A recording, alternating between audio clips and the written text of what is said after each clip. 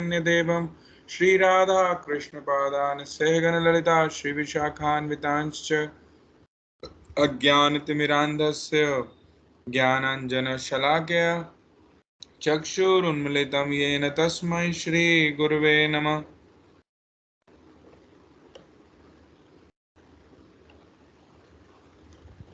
नमो विष्णुपादाय राधिकाय प्रियात्मने श्रीमद्भक्तिवेदान्त नारायण इति नामिने श्रीकृष्णलीला कथने सुदक्षम् औदार्य माधुर्य गुणश्च युक्तं वरं वरेण्यं पुरुषं महन्तं नारायणं त्वां शिरसा नमामि।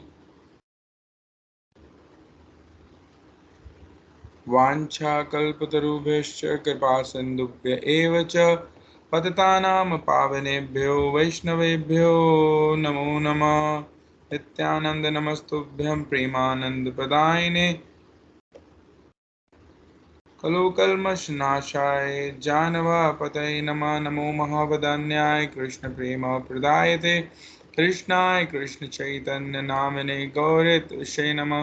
हे कृष्ण करुणा सिंधु दीनबंधु जगतपते गोपेश गोपिका कांत राधा कांत नमस्तुते। तप्त कांचन गौरांगी राधे वृंदावनेश्वरी विश्वभानुसुते देवी प्रणमामि हरिप्रिये।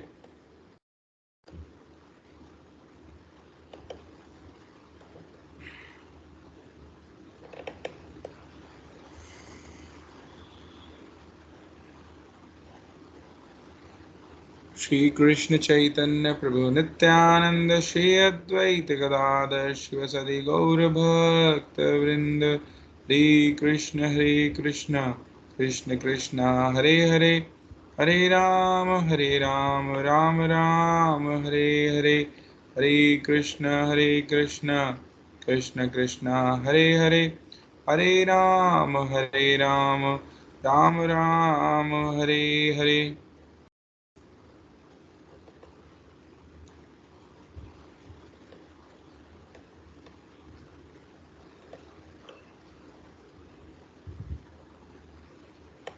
तो सबसे पहले गुरुवर्गों के चरणों में दंडवत प्रणाम करते हुए हम उनसे उनकी कृपा प्रार्थना करते हैं।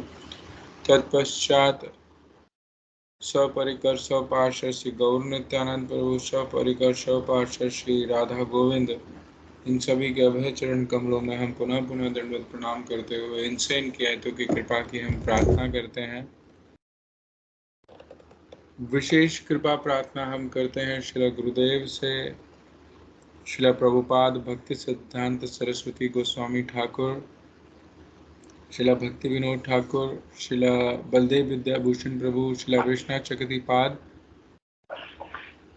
और श्री अर्जुन और श्री भगवान श्री कृष्ण से ही कि आप हम पे कृपा करें कि हम क्या कर रहे हैं। हम ये श्रीमद् भगवद गीता का पाठ का हम प्रयास कर रहे हैं, तो इसमें हमें जो आपके शिक्षा निर्देश उपदेश आदि हैं वह हम समझ पाएँ और उसको अपने जीवन में पालन कर पाएँ, ऐसे आप हम पे कृपा करें। तो कल तक हमने थोड़ी सी भूमिका समझी थी कि भगवद गीता मतलब जो पृष्ठभूमि है वहाँ तक हम पहुँचे थे कि जहाँ से शुरू होने वाली है, मतलब युद्ध के मैदान तक हम पहुँच गए थे। तो अब उससे आगे का हम देखेंगे। तो अब क्या है कि जैसे बात हो गई थी कि अर्जुन के हृदय में जो मोह है वो आ गया है ना।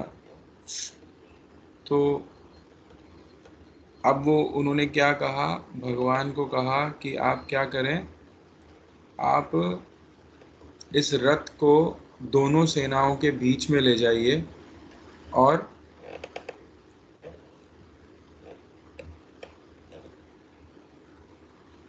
बस पहले यही कहा कि आप दोनों सेनाओं के बीच में ले जाइए, तो वो ले गए। फिर उसके बाद अब अर्जुन अब अपना पूरा जो वार्तालाप सुनाएंगे वो अब जो आगे के हम जो शास्त्र श्लोक करेंगे वो उसके बीच में है।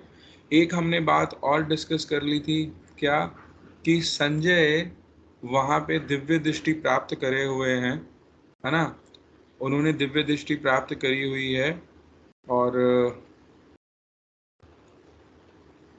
वो जो भी वहाँ पे युद्ध के मैदान में हो रहा है अब वो यहाँ पे किसको, धृतराष्ट्र को बताएंगे। तो पहला श्लोक, पहला अध्याय। धृतराष्ट्रुवाच धर्मक्षेत्रे कुरुक्षेत्रे समवेता युयुत्सवः मामकाः पांडवाश्चैव किम अकुर्वत संजय। तो इसको हम ये बड़ा इम्पोर्टेंट श्लोक भी है, पहला श्लोक भी है भगवत गीता का, तो हम इसको याद भी करेंगे। मैं इसकी रिकॉर्डिंग अब अलग से भेजता रहूँगा ग्रुप में, कि जो हम इम्पोर्टेंट श्लोक्स हैं, अब आज से श्लोक शुरू हो गए हैं तो हम हफ्ते में 2 इम्पोर्टेंट श्लोक्स याद करेंगे। वो जब श्लोक भगवत गीता में जब आएगा तब हम उसकी एक्सप्लेनेशन समझेंगे, लेकिन साइड बाय साइड हम श्लोक लर्निंग भी अपनी शुरू कर देंगे। तो धर्म क्षेत्रे कुरुक्षेत्रे संवेता युयुत्सुवः मामकाः पांडवाश्चैव किम अकुर्वत संजय।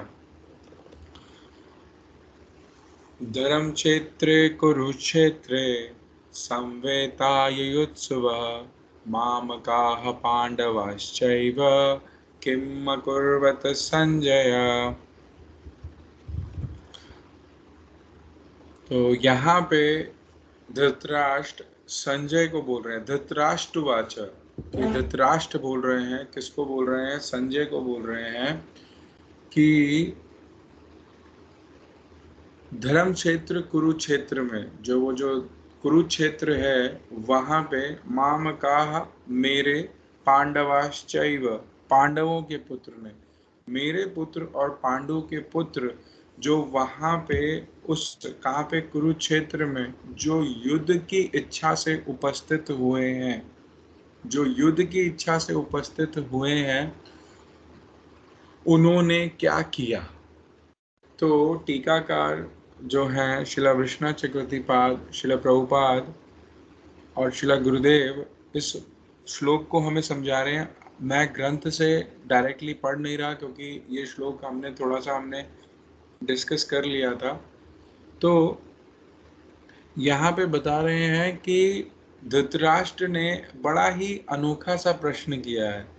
ठीक है, क्या प्रश्न किया है कि उस कुरुक्षेत्र में उसको संबोधन भी कर रहे हैं धर्म क्षेत्र से, उसको एक विशेषण दे रहे हैं, उस स्थान को धर्म क्षेत्र कह के बुला रहे हैं कि वहां पे मेरे पुत्र और पांडव के पुत्र जो युद्ध की इच्छा से उपस्थित हुए हैं उन्होंने क्या किया। तो यहाँ पे कह रहे हैं कि एक प्रकार का भय दिख रहा है, किसके, धृतराष्ट्र के हृदय में। क्या वो भय दिख रहा है। धृतराष्ट्र कैसे हैं, जन्मांध है, जन्म से ही अंधे हैं, परंतु उसे उन्हें क्या भी बोला गया है कि वो धर्म से भी अंधे हैं, कि धर्म की दृष्टि या धर्म अर्थात जो शास्त्र विचार हैं उसके दृष्टि से, उन शिक्षाएं और उन उपदेशों से जो हमारा दृष्टिकोण होना चाहिए वैसा दृष्टिकोण भी उन्होंने रखना छोड़ दिया है, अर्थात अंधे हो गए हैं। क्यों अंधे हो गए हैं, तो कह रहे हैं पुत्र मोह के कारण। पुत्र मोह किस प्रकार का है कि मेरा पुत्र राजा बने, तो मेरे पुत्र राजा बनने के उस मोह में उन्होंने धर्म की जो नीतियां हैं उन्हें ताक पे रख दिया, छोड़ दिया बिल्कुल। वो क्या चाहते हैं कि बस मेरा पुत्र ही राजा बनना चाहिए, धर्म अधर्म क्या है कोई मतलब नहीं। तो ऐसे, और कृष्ण प्रभु जी आवाज नहीं आ रही। हरि बोल, आवाज आ रही है। हरे कृष्णा। हरे कृष्णा प्रभु जी, आवाज पूरी आ रही है आपकी। अच्छा, हो सकता है किसी के यहाँ कनेक्शन में कोई दिक्कत हो। हाँ जी, आ रही है ना नेटवर्क में अभी भी। दिक्कत है। हाँ बिल्कुल प्रभु। हाँ ठीक है। तो यहाँ पे कह रहे हैं कि हाँ, तो यहाँ पे इस बात को हमें समझना पड़ेगा कि जब हम धर्म नीति से नहीं चलते हैं, धर्म के अनुसार नहीं चलते हैं, क्यों नहीं चल पाते हैं? कहीं ना कोई मोह है, कहीं ना कोई स्वार्थ है। तो ये जो स्वार्थ, मोह, आसक्तियां आदि हैं, ये क्या करती हैं? ये हमें जकड़ लेती हैं और हम धर्म पथ पे चल नहीं पाते हैं। तो यहाँ पे धृतराष्ट्र की जो जो सिचुएशन है, उससे भी हमें शिक्षा लेनी चाहिए कि धर्म जैसा कहता है, अर्थात शास्त्र जैसा कहते हैं और शास्त्र के अनुसार ही गुरु वैष्णव जैसा हमें समझाते हैं, उसे बड़े ही श्रद्धा से और बड़े ही ध्यान से हमें समझना चाहिए और उसे पालन करने की चेष्टा करनी चाहिए। अगर उसे पालन करने की चेष्टा में या उसे समझने में अगर हमें कोई दिक्कत आ रही है, तो हमें क्या करना चाहिए? हमें पुनः उनसे प्रश्न करना चाहिए कि उसे और अच्छे से हम कैसे समझें। अगर हमें जानते हुए, समझते हुए अगर हम उस धर्म नीति पे नहीं चलते हैं, तो एक प्रकार से हम भी, चाहे हमारे को ये जड़िए आंखें हैं, हम संसार को देख पा रहे हैं, चीज़ों को देख पा रहे हैं, परंतु वास्तविक रूप से हम अगर धर्म पथ पे नहीं चल रहे हैं, तो हम धर्मांध हैं, हम धर्म से अंधे हैं। तो यहाँ पे धृतराष्ट्र को बताया गया कि देखो, धर्म से अंधा है, पुत्र मोह में अंधा हो चुका है। धर्म की नीति ये कहती है कि चुपचाप राज्य किसको देना चाहिए? युधिष्ठिर को देना चाहिए, परंतु दे नहीं रहा है और क्या चाहता है कि मेरा पुत्र राजा बने। और उस मोह में पढ़ के क्या कर रहा है? जो भी पुत्र गलतियां कर रहा है या जो भी कुछ गड़बड़ हो रही है, चुपचाप उसको सह रहा है। क्या चाहता है? बस यही चाहता है कि मैं किसी भी प्रकार से क्या है, राजा बन जाऊं।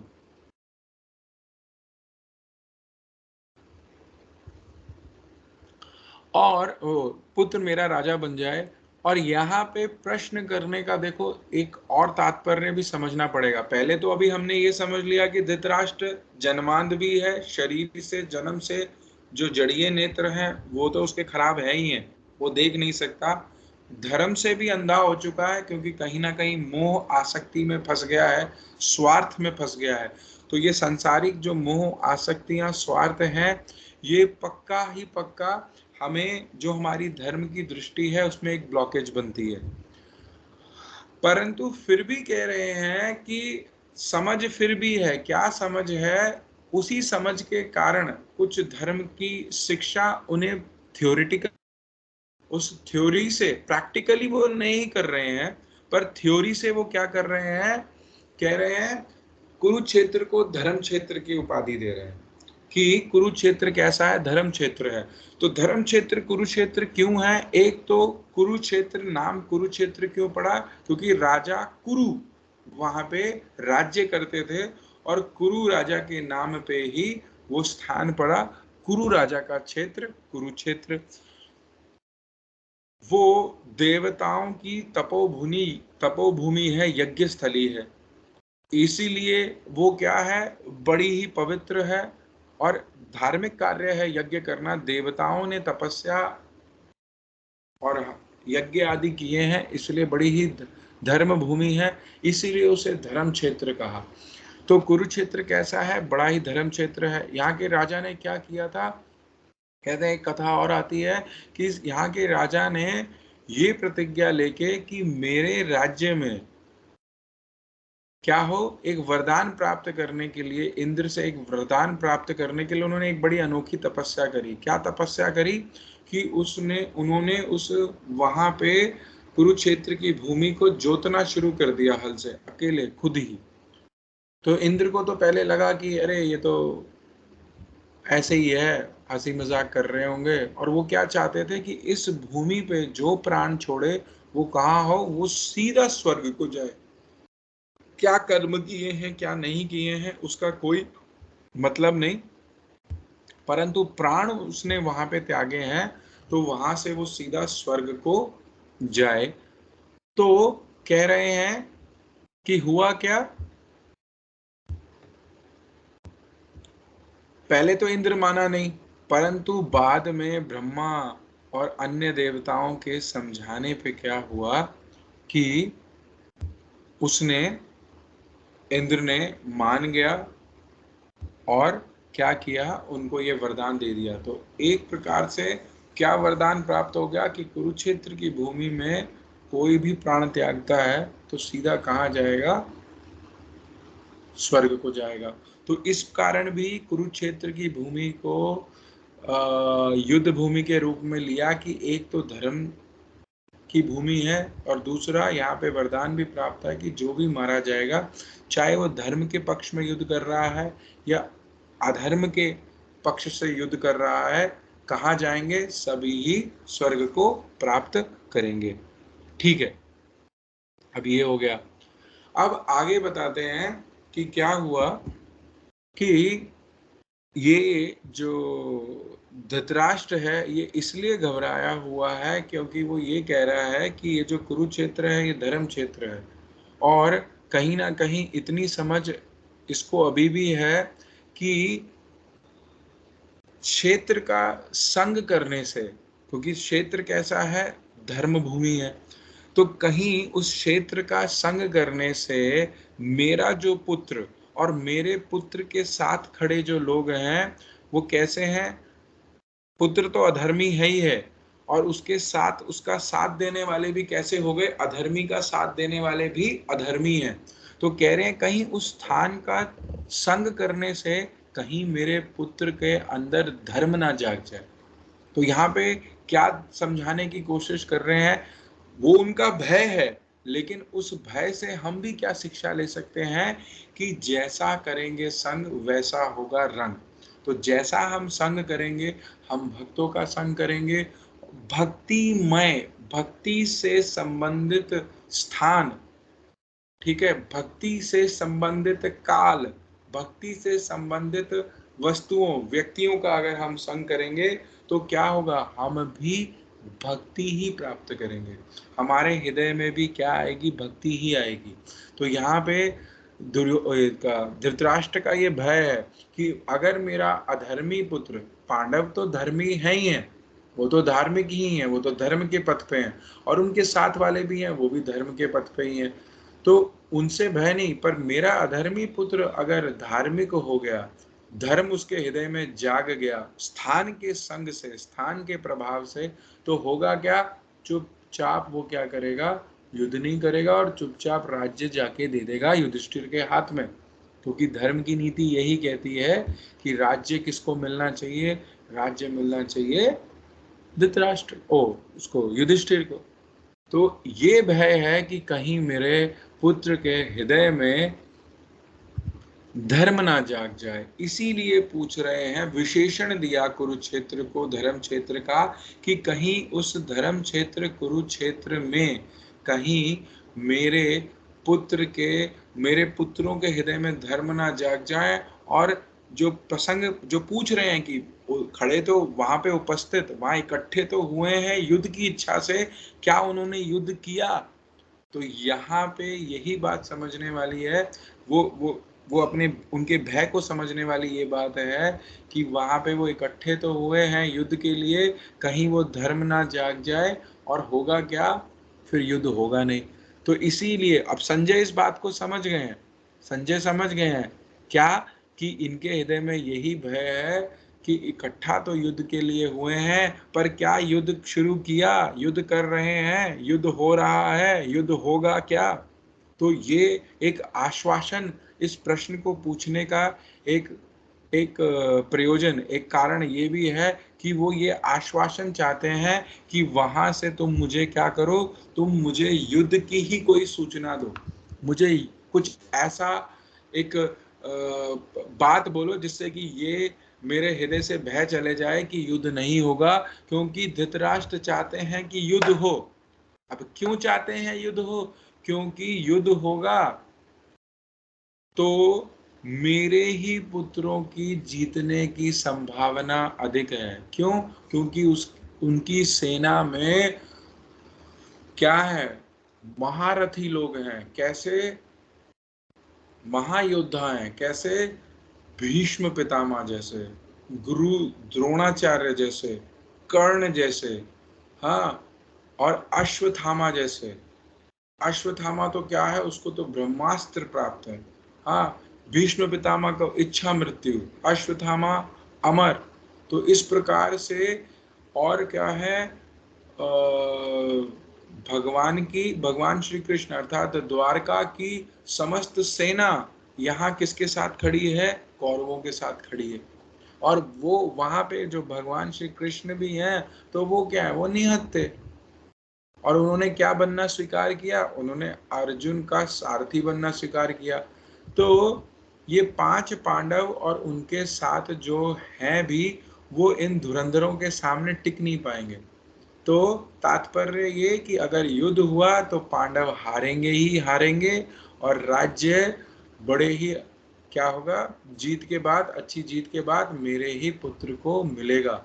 तो मेरे ही पुत्र को राज्य मिले, मेरा ही पुत्र राजा बने, इसीलिए ये युद्ध होना चाहिए। और युद्ध होगा तो ये योद्धाओं को देख के उनके हृदय में एक आश्वासन है कि जीत तो कौरवों की ही पक्की है। तो यहाँ पे ये प्रथम श्लोक का कुछ मीनिंग है। और जो धृतराष्ट्र का जो भय है, भाव है, वो टीकाकार हमें समझा रहे हैं। यहाँ पे एक प्रसंग, एक भय और भी है क्या, कि ठीक है, एक एक पक्ष जो, या एक विचार जो धृतराष्ट्र के हृदय में आ रहा है, वो ये तो है ही है क्या, कि मेरे ही पुत्र जीतेंगे। परंतु दूसरी तरफ एक विचार और भी है क्या, कि ये धर्म क्षेत्र कुरुक्षेत्र, अब इसका एक और मीनिंग बोल रहे हैं कि इसको कैसे तुलना कर रहे हैं। वो कह रहे हैं कुरुक्षेत्र को एक क्षेत्र अर्थात एक फील्ड अर्थात एक खेत के रूप में वो सोच रहे हैं कि ये कुरुक्षेत्र क्या है, खेत है। और यहाँ पे पांडव तथा पांडवों का जो साथ देने वाली जितनी भी सेना है, वो सब क्या है, वो धार्मिक है। तो ये क्या है, ये एक प्रकार से उस खेत की फसल है, ठीक है। और इस खेत के कृषक, किसान कौन है, कृष्ण वहां पे किसान रूप में है। क्योंकि देखा जाए तो सृष्टिकर्ता समस्त ब्रह्मांड के हर जगह के कौन है, भगवान ही है, ठीक है। तो यहाँ पे क्या है कि किसान रूपी कृष्ण है, खेत रूपी कुरुक्षेत्र है, और उसमें फसल रूपी पांडव तथा पांडवों के साथ देने वाली जितने भी सेना राजा हैं, वो सब हैं। तो अब भय क्या आ रहा है कि मेरे जो पुत्र हैं और उनका साथ देने वाले कैसे हैं, वो सब अधर्मी हैं। वो धर्म का पक्ष नहीं ले रहे, धर्म का साथ नहीं दे रहे हैं, और धर्म के अनुसार नहीं चल रहे हैं।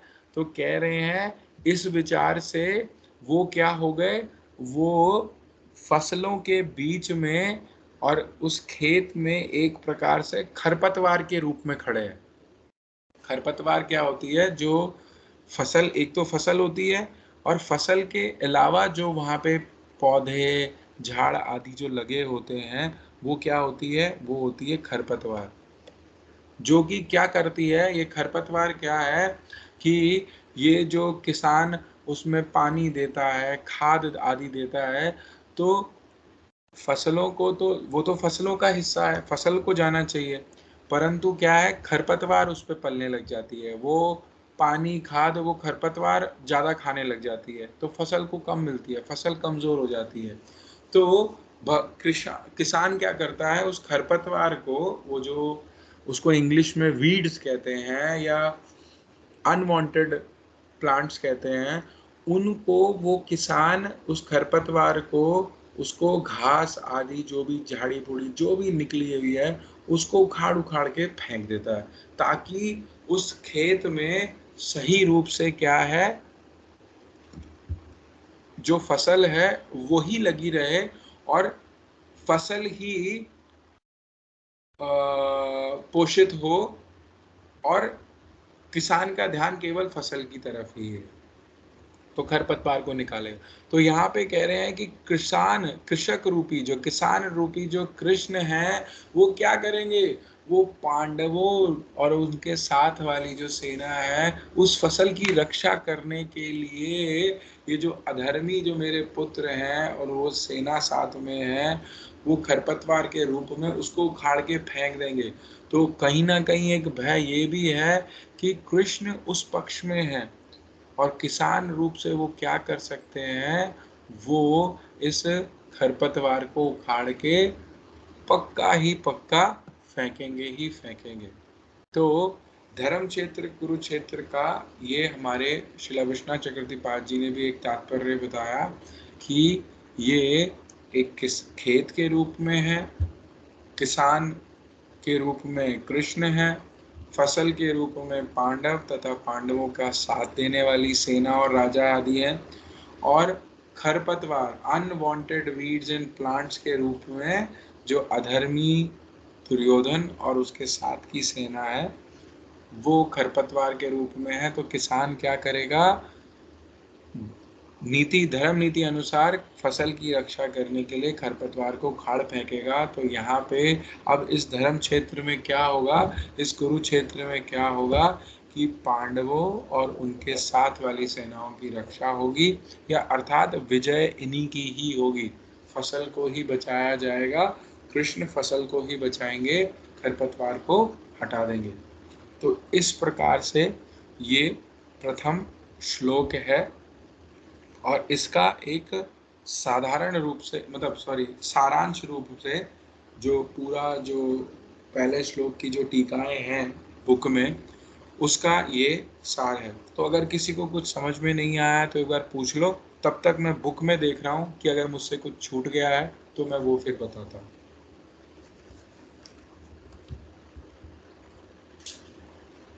हरे कृष्णा प्रभु जी। हरे प्रभु कृष्णा जी, दीदी। कुरुक्षेत्र को धर्म क्षेत्र क्यों कहा, मतलब किस वजह से कहा?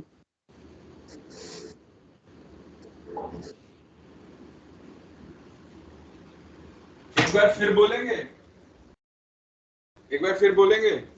हाँ जी प्रभु जी, मैं ये कह रही थी कि कुरुक्षेत्र को धर्म क्षेत्र क्यों कहा गया? वहां तो बल्कि दुर्योधन जो था वो धर्मी था, अधर्म के काम कर रहा था, फिर भी उसको धर्म क्षेत्र क्यों कहा गया था? कुरुक्षेत्र कुरुक्षेत्र धर्म क्षेत्र ही है।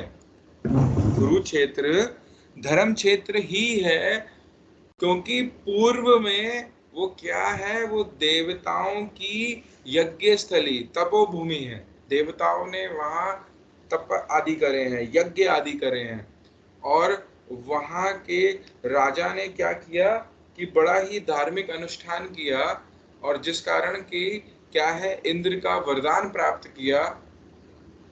ठीक है ना। तो जिस स्थान पे धार्मिक कार्य हुए हों तो उस स्थान पे क्या होगा, उस प्रभाव से भी क्या हो गया, वो धार्मिक क्षेत्र हो गया।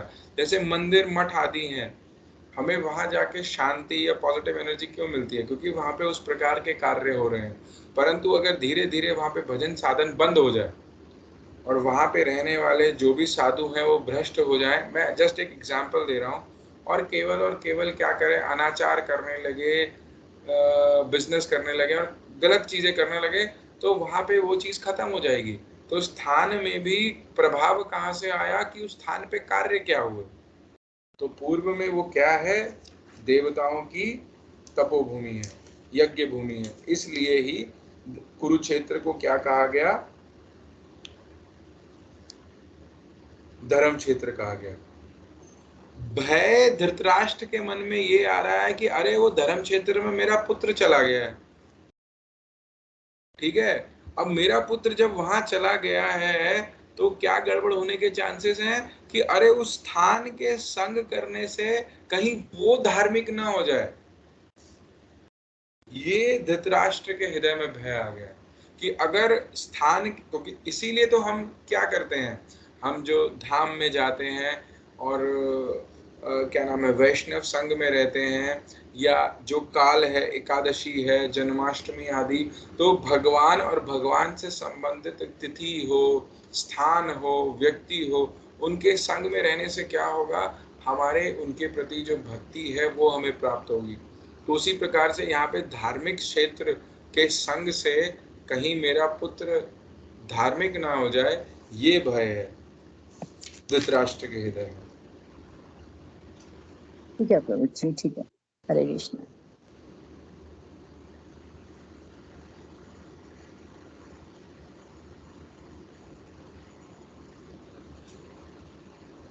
और कहा गया है, एक बात और मैंने अभी पढ़ी, कह रहे हैं ये जब परशुराम जी ने जब पृथ्वी को कई बार जब क्षत्रिय विहीन किया, और उसके बाद कह रहे हैं इसी क्षेत्र पे आके उन्होंने क्या किया, 5 स्थानों पे यज्ञ आदि किया।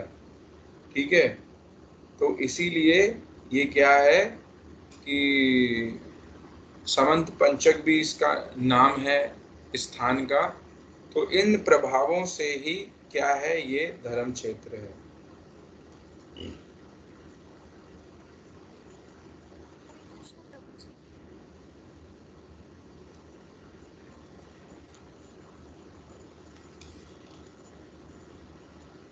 कृष्ण प्रभु जी।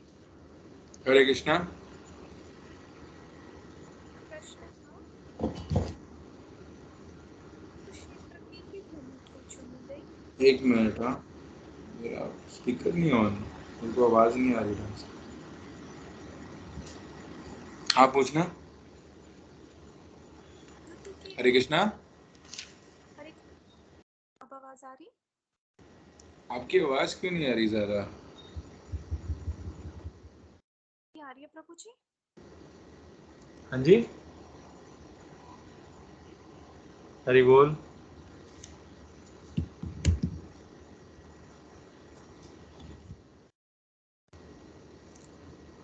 हरि बोल।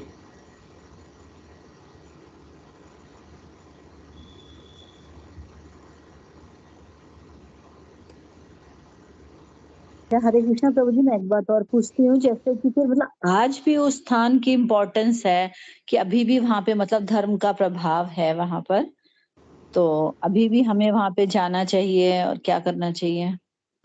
देखो, अभी भी अगर हम, अब कलयुग का प्रभाव तो ऐसा है कि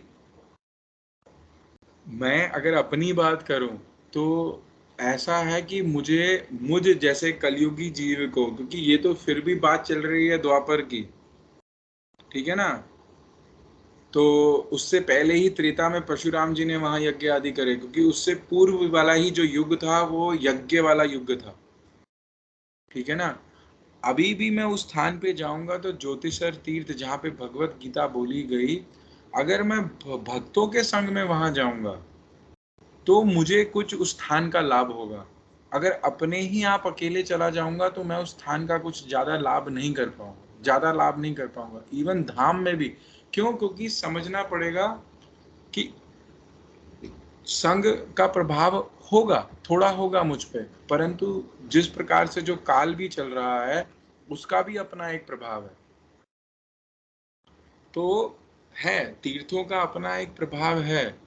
आप तीर्थ स्थान जाओगे, वास करोगे, उसका प्रभाव पड़ेगा, परंतु जिस प्रकार का प्रभाव हम चाहते हैं कि बहुत शीघ्र, बहुत तीव्र प्रभाव पड़े मुझ पे, क्योंकि मेरे पे जो असंख्य, जो मेरे जन्मों का जो कुसंस्कार और जो मेरे पूर्व कर्मों का जो प्रभाव मुझ पे है, मेरे मन पे है, मेरी बुद्धि पे है, वो कुछ ज़्यादा ही मुझे तीव्र लगता है। तो इसीलिए मैं क्या करूं, मैं वैष्णव अनुगत्य में रहूंगा। तो उस संग से जो जो चीज मैं प्राप्त करना चाहता हूँ वो शीघ्र अति शीघ्र प्राप्त कर पाऊंगा। कुछ समझ में आया ये चीज जो मैंने बोला? बिल्कुल जाएंगे, समझ में हमें आया प्रभु जी, हमें बिल्कुल। हमें उसका प्रभाव मिलेगा, लेकिन जितनी स्पीड से हम चाहते हैं ना, वो शायद स्पीड हमें ना निकल पाए। जैसे मैं एक चीज बात करता हूँ कि मुझे 4थे फ्लोर पे पानी लाना है। पानी कहाँ से लाना है? नीचे एक टैंक बोल लो या कुछ भी है, कुआं है, जो भी है, तो मुझे 4th-5वीं मंजिल पे लेके जाना है। तो क्या तरीका है? बाल्टी उठाई और लगा हुआ हूँ। तो इसमें प्रयास बहुत लग रहा है, पानी मिल रहा है मुझे लेकिन प्रयास ज्यादा लग रहा है। परंतु अगर वहीं पे कोई मोटर लग जाए तो क्या होगा? कम प्रयास में मैं बहुत ज्यादा। तो जो स्थान है उसका प्रभाव है, जैसे धाम में भी हम जाएंगे उसका प्रभाव है, परंतु जो संघ, जो वैष्णव संघ में कहा गया, शास्त्र हैं, उनका अपना एक प्रभाव है। शास्त्रों के बीच में भी रहोगे ना तो उसका भी अपना एक प्रभाव है, परंतु शास्त्रों को पढ़ोगे उसका अपना एक अलग प्रभाव है। लेकिन उन्हीं शास्त्रों को पढ़ना वैष्णव अनुगत्य में उसका एक और ही अलग प्रभाव है। तो वैष्णव जन, हालांकि एग्जाम्पल बड़ा अजीब सा बोल रहा हूं मैं, पर ये मोटर की तरह है, जो आपको क्या करेंगे, कम समय में अधिक आपको क्या देंगे, लाभ देंगे। ठीक है प्रभु जी, हाँ समझ गए। हम्म। हरे प्रभु कृष्णा जी। प्रभु जी। हरे कृष्णा। हाँ, अब बोलो, आपकी आवाज आ रही है अब, नामिका। युद्ध के लिए कुरुक्षेत्र ही क्यों चुना गया? हम्म। जैसा कि हमने सुना है कि कुरुक्षेत्र में जिसकी भी मृत्यु होगी उसको स्वर्ग प्राप्त होगा। क्योंकि वहां पे राजा, एक राजा थे, उन्होंने वहां पे तपस्या करी थी। क्या क्या एक प्रकार का तप किया गया था कि उन्होंने इंद्र से, उससे फिर क्या किया, वरदान प्राप्त कर लिया। कुरु, जो राजा कुरु जिनके नाम पे वो स्थान पड़ा कुरुक्षेत्र, उन राजा ने वहां पे एक प्रकार की तपस्या करी थी। तो बहुत इसीलिए, हाँ, दुर्योधन ने तो इतने पाप किए थे, सबसे जो बोलते हैं घोर पाप होता है कि एक स्त्री का अपमान, तो क्या उसे भी वहां पे स्वर्ग ही प्राप्त हुआ होगा? देखो, एक चीज समझनी पड़ेगी कि स्वर्ग तो प्राप्त हो गया, यहाँ से तो जीवात्मा, मान लो हम, मैं भी कहता हूँ कि चलो किसी की लॉटरी लग गई, यहाँ से स्वर्ग चला गया, पर स्वर्ग क्या परमानेंट है? स्वर्ग परमानेंट है? नहीं। नर्क भी किसी को मिलेगा, वो भी परमानेंट नहीं है। अपने कर्म फलों को भोग भाग के जो हिसाब किताब होगा, वो जैसे ही वो पुण्य कर्म क्षीण होंगे, वो फिर दोबारा से पटका जाएगा।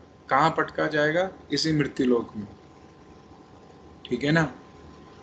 तो अगर, तभी तो ये, यही उस स्थान का बोला गया प्रभाव कि वहां पे जो देह त्याग कर रहा है, वो देह त्याग करते ही वो आत्मा कहाँ जाएगी? स्वर्ग में जाएगी। परंतु ऐसा कहीं पे नहीं कहा गया कि स्वर्ग भोगने के बाद वो अपने पाप भोगने के लिए नरक नहीं जाएगी। परंतु हमने जो गुरु वैष्णवों से श्रवण किया है, जिसके जैसे कर्म फल होते हैं, वो उस अनुसार स्वर्ग नरक दोनों भोग के और फिर दोबारा से अपने अगला जन्म, पूर्व जन्मों के जो संचित कर्म फल हैं उन्हें भोगने के लिए, या इस मृत्यु लोक में जो भोगना है उसे भुगवाने के लिए फिर उसको वापस आना पड़ेगा।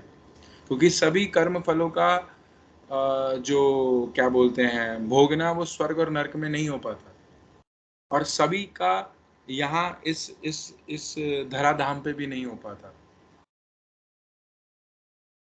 तो इसलिए इस मृत्यु लोक में भी वो अपने कर्म फलों को भोगता है, कर्म फलों के अनुसार जीवन को प्राप्त करता है। मनुष्य जीवन में ये चांस है कि हम नए कर सकते हैं, कुछ नया एडिशनल कर सकते हैं।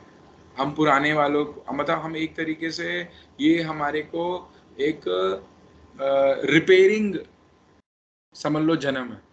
हम यहाँ पे रिपेयर कर सकते हैं अपने पूर्व का, परंतु बाकी जो योनियां हैं उसमें नहीं कर पाएंगे। तो चाहे अब जो है शास्त्र वाक्य है, उसे अगर हम मानेंगे, श्रद्धा करेंगे, तो वो निश्चित रूप से होगा। तो हाँ, निश्चित रूप से जो भी, जिसने भी वहां पे युद्ध के समय में देह त्यागा होगा, सब स्वर्ग को प्राप्त किए हैं।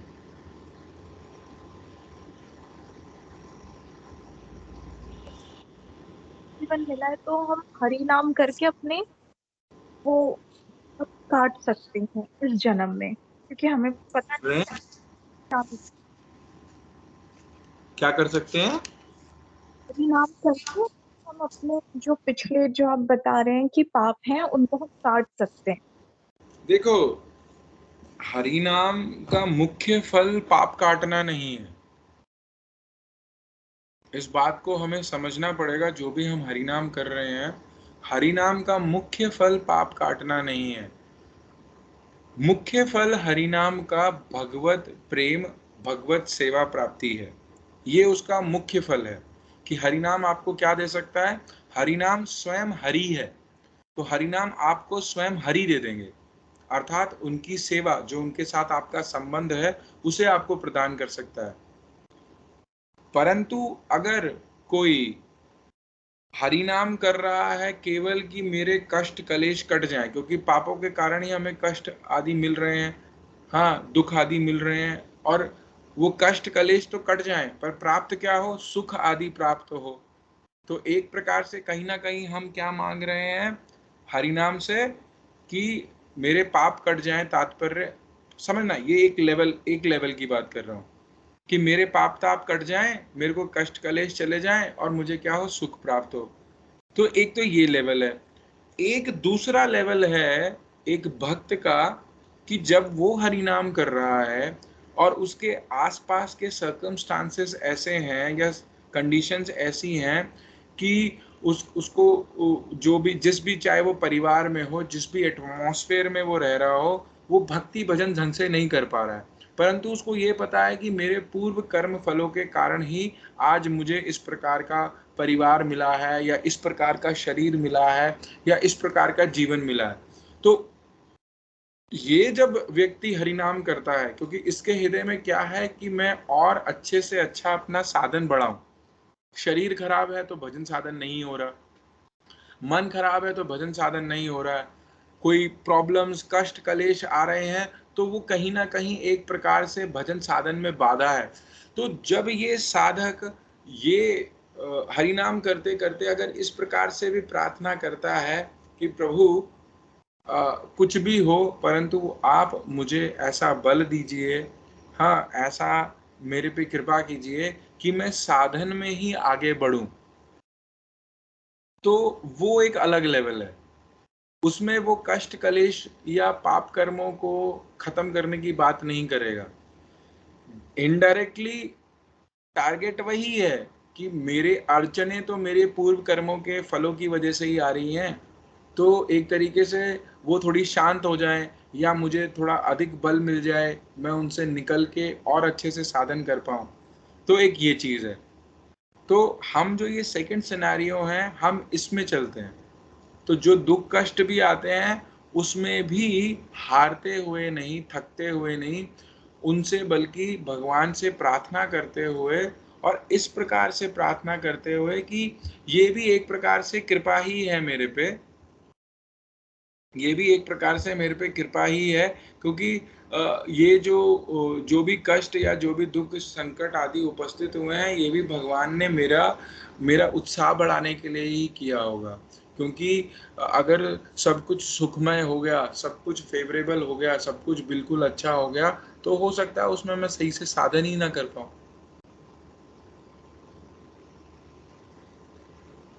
जी है ना। प्रभु जी। तो अनफेवरेबल कंडीशंस हैं, तो वो भी भगवान ने मेरे लिए ही रखी हुई हैं। वो इस तरीके से सोचता हुआ चलता है कि अगर लोहे को एक शेप देनी है तो उसको गर्म करके पीटा जाता है, सोने को अगर प्यूरिफाई करना है तो पहले उसको गर्म करके गलाया जाता है। तो वो जो गर्म करना है, वो जो ताप है, वो एक तरीके का ताप है, ताप देना, उसको टेम्परेचर देना। तो मुझे भी जो दुख कष्ट आदि जो अपने पूर्व कर्म फलों से मिल रहे हैं, वो भी ताप है। तो मैं उसमें उसी में फंसते हुए या उसी में रोते पीटते हुए ना रहते हुए, अब जो कि मुझे भक्तों का संग मिल गया है, वैष्णवों का संग मिल गया है, तो मैं पॉजिटिव होके क्या करूं, मैं पॉजिटिव डायरेक्शन में चलूं। मैं क्या चलूं कि हाँ, जो भी हो रहा है ये मेरे ही अच्छे के लिए हो रहा है, उस तरीके से चलूं। तो जो पहला वाला सिचुएशन था जहाँ पे कि व्यक्ति हरिनाम केवल और केवल पाप नष्ट करने के लिए कर रहा है, तो वो केवल एक ऐसा होगा कि 2000 का नोट देके आप एक चुटकी राख मांग रहे हैं, क्योंकि मुख्य फल नहीं है। तो वैष्णव संघ में एक साधक धीरे धीरे धीरे हरिनाम के मुख्य फल को समझता है, हरिनाम की महिमा को समझता है। क्योंकि या तो किसी को हरिनाम की महिमा नहीं पता, हरिनाम का मुख्य फल नहीं पता, तो वो इस प्रकार की इच्छाएं करेगा, या कभी कभी हठात, मतलब कहीं ऐसे कष्ट में, कहीं ऐसे दुख में, प्राण संकट में, वो इस प्रकार की उसके मुख से इच्छा भी निकल जाती है। जैसे द्रौपदी ने अगर कृष्ण को पुकारा अपनी रक्षा करने के लिए चीरहरण के समय, तो क्या किया? उसमें कहा गया कि द्रौपदी पे दोष नहीं लगेगा, जबकि भगवान को बुला किस ले रहे हो, भगवान को याद किस लिए कर रहे हो? अपने कष्ट को दूर करने के लिए। तो कहा गया कि भक्त अगर बड़ी विपरीत अवस्था में, बड़ी ही कह रहे हैं बड़ी ही कठिन अवस्था में, परिस्थितियों में, प्राण संकट या मान संकट की जो परिस्थिति है, क्योंकि स्त्री का मान उसका प्राण है, तो कह रहे ऐसी सिचुएशन में अगर वो भगवान को ही याद करता है, तो कह रहे हैं ये कहीं ना कहीं उसकी अनन्य भक्ति को ही दर्शाता है कि देखो कठिन विपरीत परिस्थिति में भी इसको किसकी याद आ रही है? इसको भगवान का ही स्मरण हो रहा। तो वो कहीं ना कहीं उस साधक का, भक्त का अवगुण ना बन के एक गुण बन जाता है कि इसने विपरीत परिस्थिति में भी किसको याद किया? भगवान को याद किया।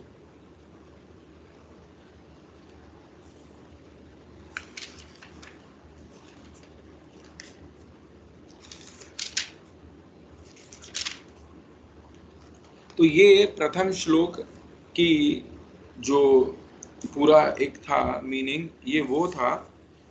अब जो गुरुदेव इसमें कुछ बातें, थोड़ी सी तत्व सिद्धांत की, कुछ सिद्धांतों की बातें एक्स्ट्रा कर रहे हैं, तो वो थोड़ा सा हम समझ लेते हैं।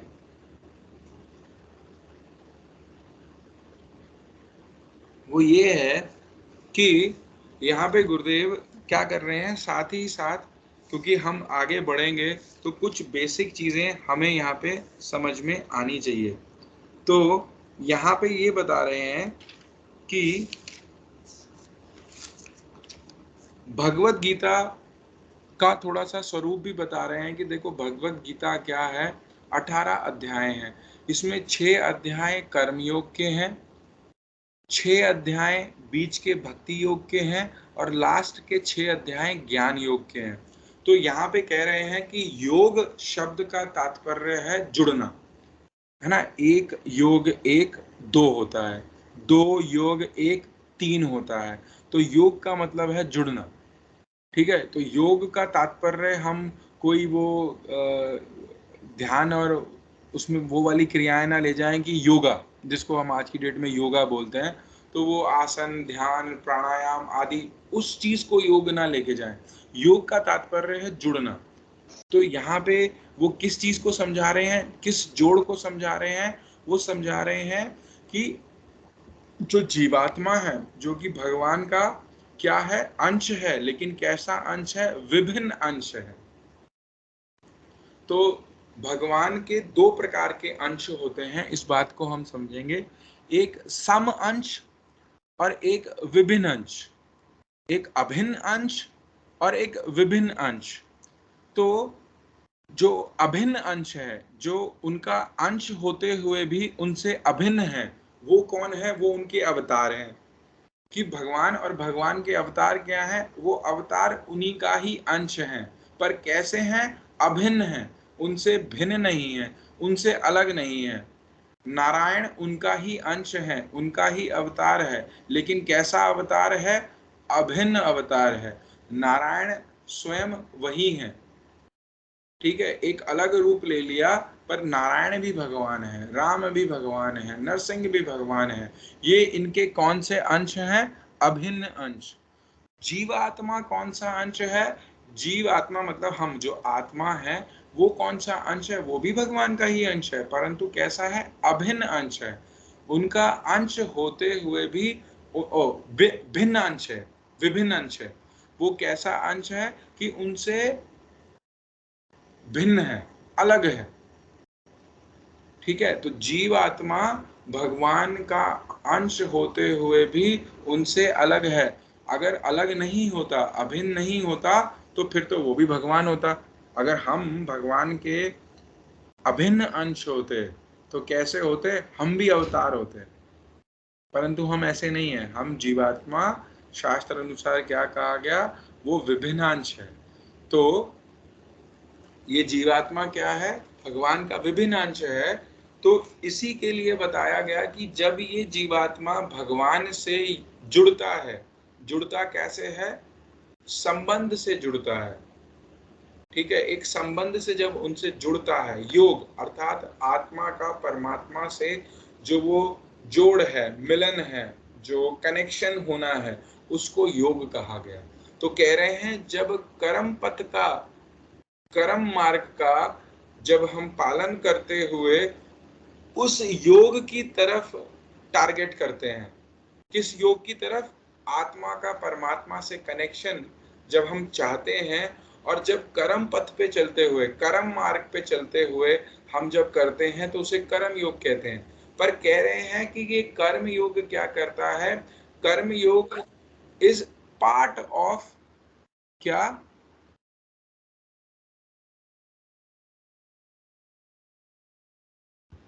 कर्म योग is part of that full योग, जो वो फुल कर। तो कह रहे हैं कि वो भी क्या करता है? वो भी पूर्ण नहीं है। वो कर्म पथ का पालन करते हुए आप वो योग मतलब वो योग नहीं हो पाएगा, आत्मा का परमात्मा से या भगवान से योग नहीं हो पाएगा। परंतु फिर भी उसको कर्म योग क्यों कह रहे हैं? कह रहे हैं क्योंकि जब उसको अच्छे से पालन करता हुआ व्यक्ति आगे चलता है तो उसकी एंट्री कहाँ होगी? भक्ति में ही होगी। ऐसे ही कह रहे हैं कि ज्ञान योग, कि ज्ञान मतलब यहाँ पे कौन सा वाले ज्ञान की बात करी गई है? यहाँ पे उस ज्ञान की बात करी गई है जिसको ध्यान आदि, जो संसार के विषय वस्तु का ज्ञान, ये संसार क्या है, भगवान क्या है, हाँ, फिर वो ध्यान आदि में लगता है या योग मेडिटेशन आदि करता है और उस प्रकार से भगवान से मिलने की कोशिश करता है। तो कह रहे हैं इसमें मैक्सिमम जो योगी होते हैं वो क्या होते हैं? उनकी इच्छा होती है भगवान में ही लीन होने की, ब्रह्म में ही लीन होने की।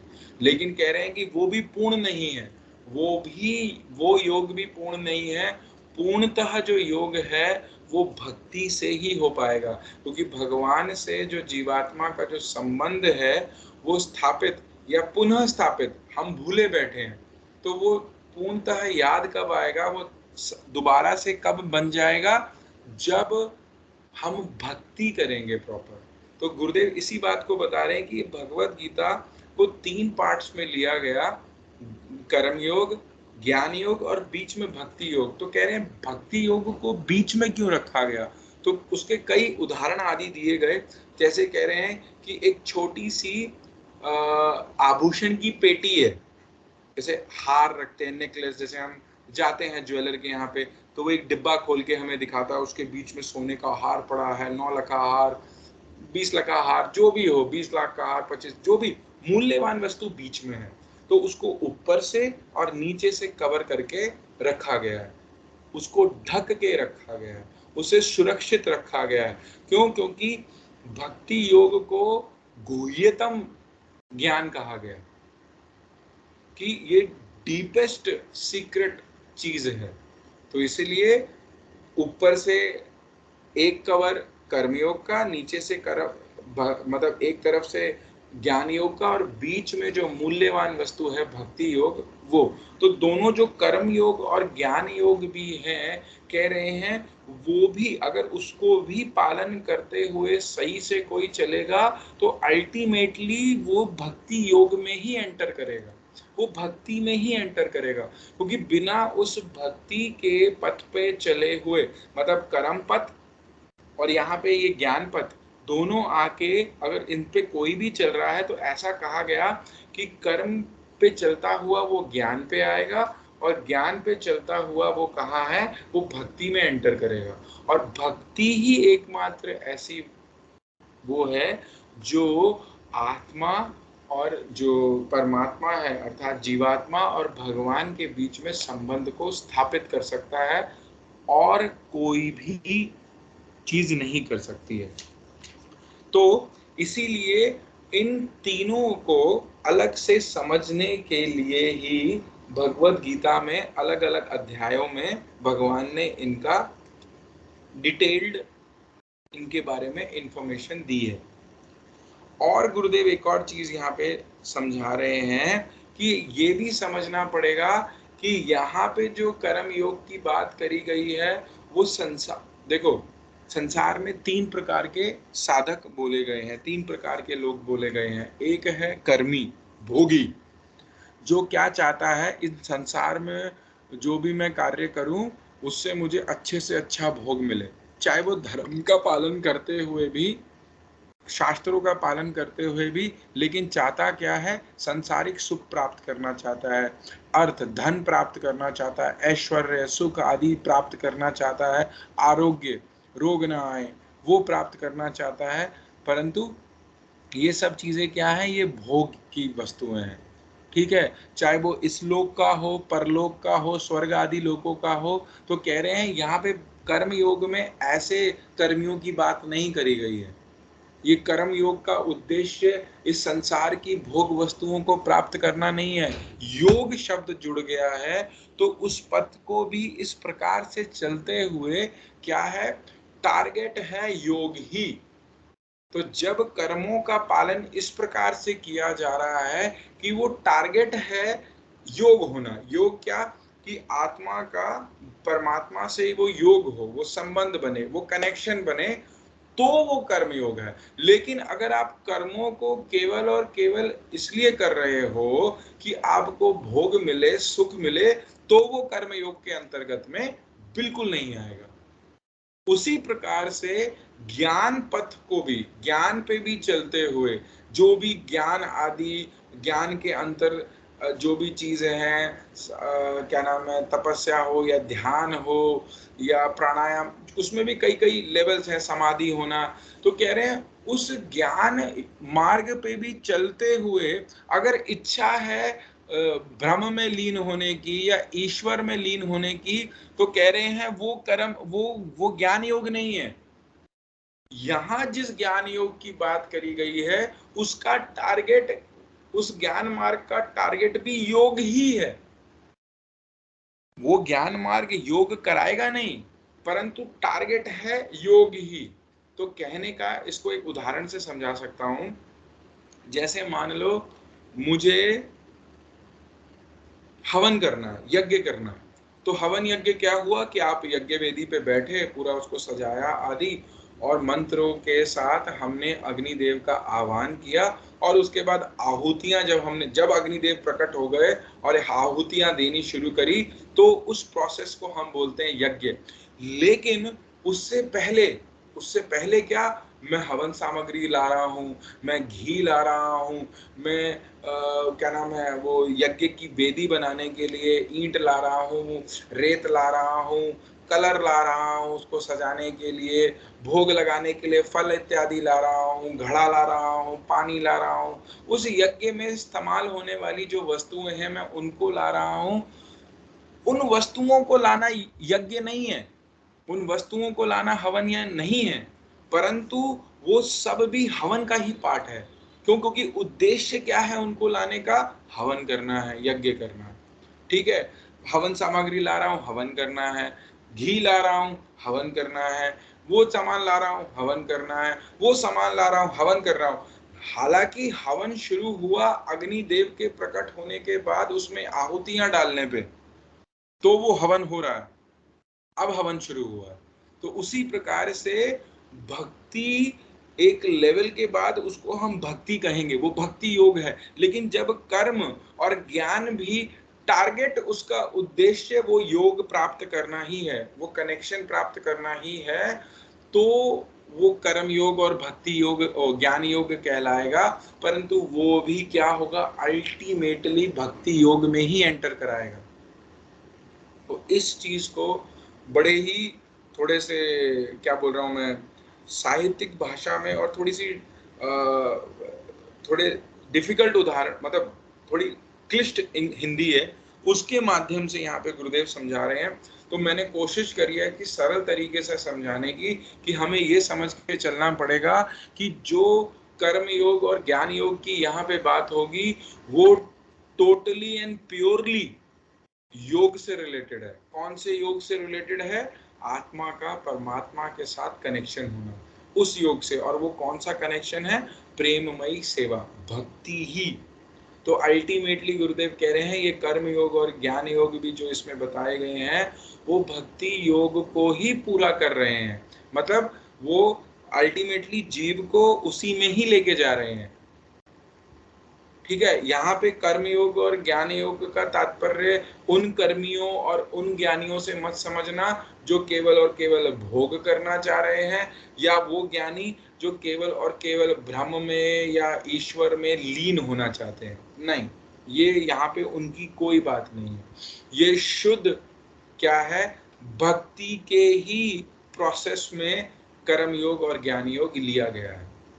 तो पूर्णतः ये जो ग्रंथ है ये पूर्णतः शुद्ध भक्ति का ग्रंथ है। यहाँ पे वो कर्मियों का और ज्ञानियों का कोई भी इससे लेना देना नहीं है।